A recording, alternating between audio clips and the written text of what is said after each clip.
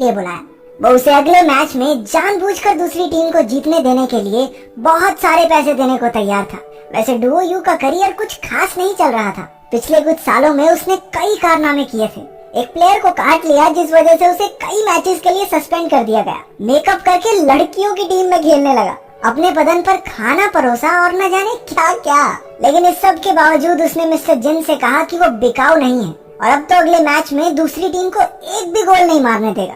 Match के दौरान उसने एक जबरदस्त गोल रोका, लेकिन फिर ओवर कॉन्फिडेंस में 5 गोल खा लिए। वो इतना खराब खेला कि दूसरी टीम वाले उसे हवा में उछाल उछाल के सेलिब्रेट कर रहे थे कि थैंक यू भाई, जितवा दिया। टीम से निकाल दिए जाने की वजह से डुओ यू बहुत दुखी था, लेकिन उसका एक साथी खिलाड़ी और बेस्ट फ्रेंड शैंग जुआंग उसे मनाकर कोच से बात करने के लिए ले आया। लेकिन वहाँ कोच ने उसकी जबरदस्त बेइज्जती करते हुए कहा, ओ देख बेटा, तेरी जगह कुत्ता ले लिया अपने टीम में वो भी बढ़िया खेलता है तेरे से इस पर शैंग जुआंग को गुस्सा आ गया और उसने कोच से कहा कि अगर मेरे दोस्त को टीम में वापस नहीं लिया ना तो मैं भी टीम छोड़ दूंगा। टीम छोड़ देगा? जा छोड़ दे, हमारी तो टीम ही बहुत बढ़िया हो जाएगी, फुद्दू प्लेयर सारे निकल गए घर वापस जाते हुए एक आदमी सड़क पार करते समय उनकी गाड़ी से टकराने का नाटक करता है। मूड तो उनका वैसे ही खराब था, तो उन्होंने उसे पकड़कर पहले तो 3-4 बार गाड़ी पे मारा और फिर उसके बदन से कपड़े की तरह विंडशील्ड को साफ करने लगे। तभी वहाँ से जा रही एक लड़की शाजू ने उन्हें देख लिया और केजरीवाल के पक्के फैन की तरह उनके खिलाफ आंदोलन करने लगी। लोगों ने मिलकर उस आदमी को पीटने के लिए उन दोनों को अंदर करवा दिया। मिस्टर जिन ने उनकी बेल करवाई और डुओ यू को बताया कि वो कोई फुटबॉल कोच नहीं है और बीते दिन जो मीटिंग हुई थी वो उसकी खुददारी का टेस्ट था। वो उन्हें अपने ऑफिस में ले गया और डुओ यू को मिस्टर यिन और मिस्टर लाई से मिलवाया। उन्होंने उसे बताया कि उसके दादा का एक भाई भी था जो आपसी मनमुटाव के चलते परिवार से दूर हो गया। लगभग 1 महीना पहले ही उसकी मौत हुई है और डुओ यू उसकी पूरी संपत्ति का एक लौता वारिस है। लेकिन इससे पहले कि पूरी संपत्ति उसे दे दी जाए, डुओ यू को एक टेस्ट पास करना होगा जो उसके दादा ने मरने से पहले तय किया था। उसे 1 बिलियन युआन, जो कि लगभग 1180 करोड़ रुपए बनते हैं, 1 महीने में खर्च करने होंगे।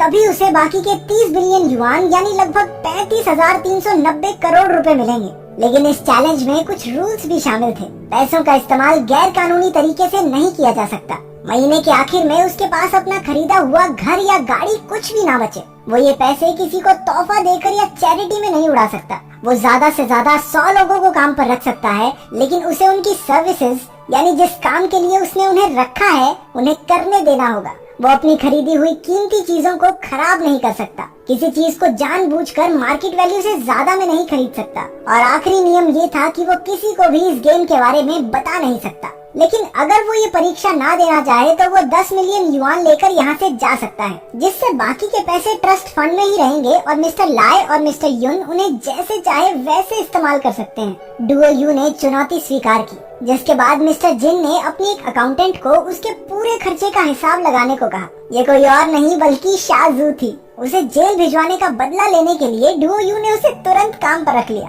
वो शैंग जुआंग को लेकर बैंक में अपने पैसे देखने गया। इतने सारे पैसे उन्होंने जिंदगी में नहीं देखे थे। तिजोरी से बाहर निकलते ही उन्होंने बैंक से मिले पैसों को उड़ाना शुरू कर दिया। डुओ यू बैंक के सभी गार्ड्स को खतरनाक तनख्वाह पर हायर कर लेता है। इसके बाद वो अपनी फुटबॉल टीम के पास गया और उन्हें बताया कि वो उन्हें और चाइनीज मेन लीग के सबसे अच्छे क्लब को रेंट पर ले रहा है, ताकि स्टेडियम की मरम्मत का काम पूरा होने पर वो दोनों टीम्स के बीच एक मैच करवा सके। लेकिन वो सब ये सुनकर उस पर हंसने लगे, तो उन्हें अपनी बात का यकीन दिलाने के लिए उसने जेसीबी भर के पैसे फुटबॉल ग्राउंड में गिरवा दिए। उसने कुछ गाड़ियां भी रेंट पर ली और अपनी पूरी टीम के साथ वहाँ से होटल के लिए निकल पड़ा।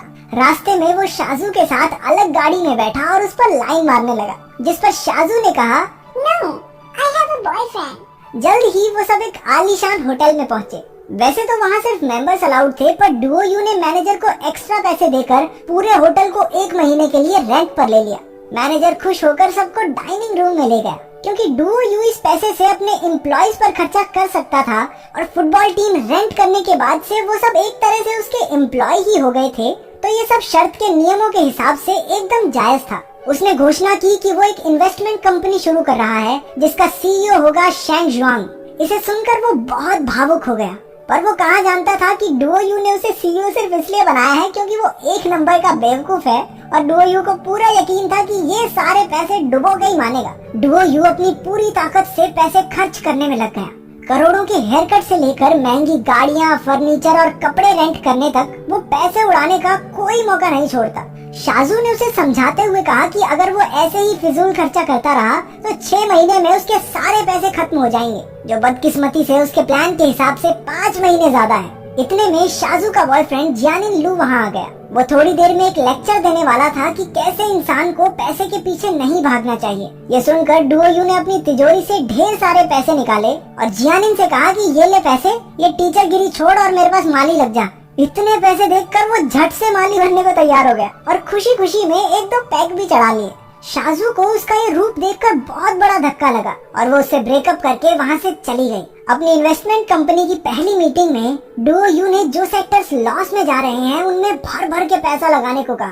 तभी वहाँ एक अजीब आदमी घुस आया जो अपने वाहियात आविष्कार के लिए फंडिंग चाहता था। उसने एक ऐसा डिवाइस बनाया था जिसकी मदद से लोग जमीन पर भी तैर सकते हैं। ये सोचकर कि यहाँ तो पैसे डूबेंगे ही डूबेंगे, डुओ यू ने उसे जबरदस्त फंडिंग दी और उसके बाद तो उसने शार्क टैंक चालू कर दिया जिसमें उसने वहाँ मौजूद हर इंसान के आइडिया को फंडिंग दे दी।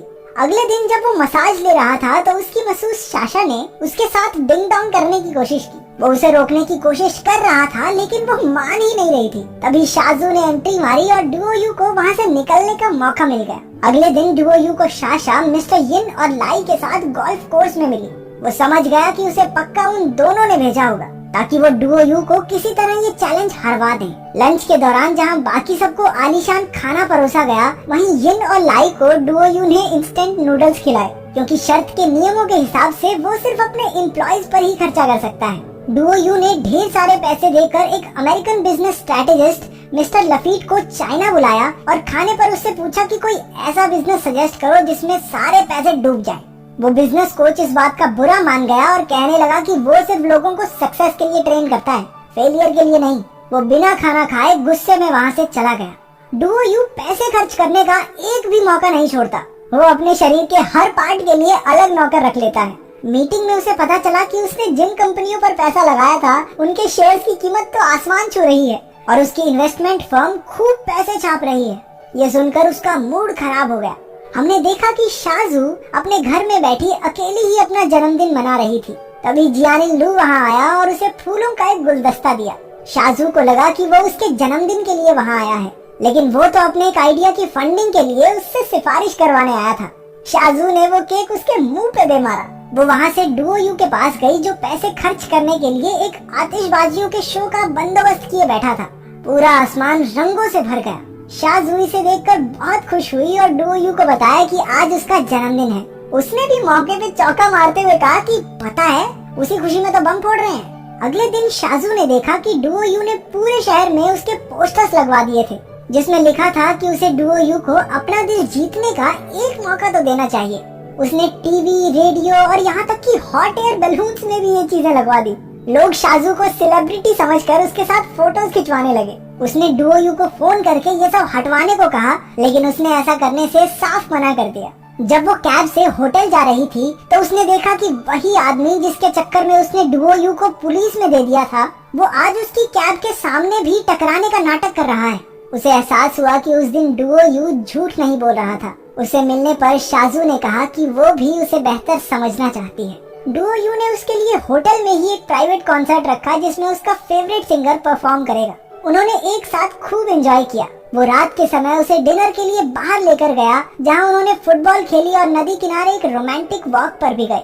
अगले दिन जब डुओ यू ने अपनी टीम को प्रैक्टिस करने के बजाय पार्टी करते हुए देखा तो उसने उनकी खुशी की वजह पूछी। शैंग शुआंग ने उसे बताया कि उनकी इन्वेस्टमेंट कंपनी ने 10 बिलियन युआन का प्रॉफिट बनाया है। ये सुनकर डुओ यू ने गुस्से में उसके मुंह पे मुक्का दिया और भागकर पूल में कूद गया। अगर उसके पास महीने के आखिर में 1 युआन भी बचा तो उसे फूटी कौड़ी नहीं मिलेगी। तभी उसके दिमाग में एक आइडिया आया। उसने पूरी मीडिया को बुलाकर ये अनाउंस किया कि वो मोटे लोगों के लिए इंश्योरेंस स्कीम चालू कर रहा है जिसमें कोई भी आदमी सिर्फ 1 युआन देकर रजिस्टर कर सकता है और कंपनी तुम्हें 1 ग्राम वजन कम होने पर 1 युआन देगी। यानी अगर किसी ने 1 किलो कम किया तो वो 1000 युआन लेकर जाएगा। यिन और लाई ने इस बात पर खूब गुस्सा किया, लेकिन क्योंकि इंश्योरेंस एक लीगल बिजनेस है तो वो नियमों के हिसाब से एकदम जायज है। पूरे शहर में लोगों ने इस प्रोग्राम के लिए रजिस्टर किया और हर कोई अपना वजन घटाने में जुट गया। लोगों ने लिफ्ट छोड़कर सीढ़ियों का इस्तेमाल शुरू कर दिया। डुओ यू को ह्यूमैनिटेरियन ऑफ द ईयर का अवार्ड दिया गया। हालांकि उसने स्टेज पर बताया कि वो ये सब सिर्फ अपने लिए कर रहा है, ना कि इंसानियत के लिए, पर सबने सोचा कि वो सिर्फ बड़प्पन दिखा रहा है। फुटबॉल मैच वाले दिन हैंगटाई क्लब के कैप्टन ने दावा किया कि वो इस बकवास टीम के खिलाफ कम से कम डबल डिजिट्स में स्कोर करेंगे। हालांकि दाशंग के सपोर्टर्स बहुत कम थे, लेकिन फिर भी उनकी टीम ने हेलीकॉप्टर्स में ग्रैंड एंट्री मारी। मैच शुरू होने पर शैंग जुआंग ने चोटिल होने का नाटक करके हैंगटाई क्लब के सबसे अच्छे खिलाड़ी को रेड कार्ड दिलवा दिया, लेकिन इसके बावजूद उन्होंने हाफ टाइम से पहले 8 गोल दाग दिए। अपनी टीम की इज्जत बचाने के लिए डुओ यू ने उन सभी से कहा कि कुछ भी करके उन्हें डबल डिजिट से नहीं हारना, लेकिन खेल फिर से शुरू होने पर उन्होंने 1 गोल और मार दिया। दाशंग के खिलाड़ियों ने मैच में अपनी पूरी जान फूंक दी कि चाहे कुछ भी हो जाए लेकिन 10वां गोल नहीं खाना। उनके जज्बे को देखकर दूसरी टीम के सपोर्टर्स भी उन्हें ही सपोर्ट करने लगे। सब्स्टिट्यूट खत्म हो जाने के बाद कोच खुद खेलने के लिए ग्राउंड पर उतरा, लेकिन फिसलकर गिरने की वजह से उसकी कमर में लचक आ गई। उन्होंने जैसे तैसे दूसरी टीम को 10वां गोल करने से रोक दिया। मैच खत्म होने पर दर्शकों और पूरी टीम में खुशी की लहर दौड़ पड़ी।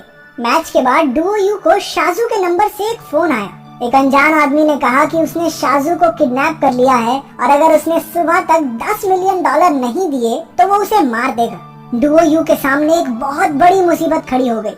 अगर उसने वो पैसे किडनैपर्स को दे दिए तो ये चैलेंज के नियमों के खिलाफ होगा और वो इस टेस्ट में फेल हो जाएगा। लेकिन असलियत में ये उसके दादा का सेट किया हुआ आखिरी टेस्ट था, ये जानने के लिए कि वो इंसानी जिंदगी को पैसों से ज्यादा अहमियत देगा या नहीं। मिस्टर जिन को डुओ यू पर पूरा भरोसा था कि वो शाजू को बचाने के लिए पैसे जरूर देगा, लेकिन उधर डुओ यू तो बार में गाना बजाना कर रहा था। सुबह तक उसका इंतजार करके जैसे ही मिस्टर जिन और शाजू निराश होकर वहाँ से निकलने लगे तो उन्हें वो रोता हुआ पैसों के साथ सीढ़ियों पर बैठा हुआ मिला। उसके दादा की बनाई हुई आखिरी वीडियो चलाई गई और मिस्टर जिन ने उसे बताया कि वो $30 बिलियन का मालिक बन गया है। हमने देखा कि पूरी दुनिया घूमकर डुओ यू एक प्रेग्नेंट शाजू के साथ वापस लौटा। वो अब अपनी सारी संपत्ति दान करना चाहते हैं, लेकिन फिर उन्होंने सोचा कि बच्चे के लिए भी थोड़ा पैसा तो रखना पड़ेगा। उन्होंने एक छोटी लिस्ट से शुरू करके उसमें इतनी चीजें घुसा दी कि उनके पास डोनेट करने के लिए पैसे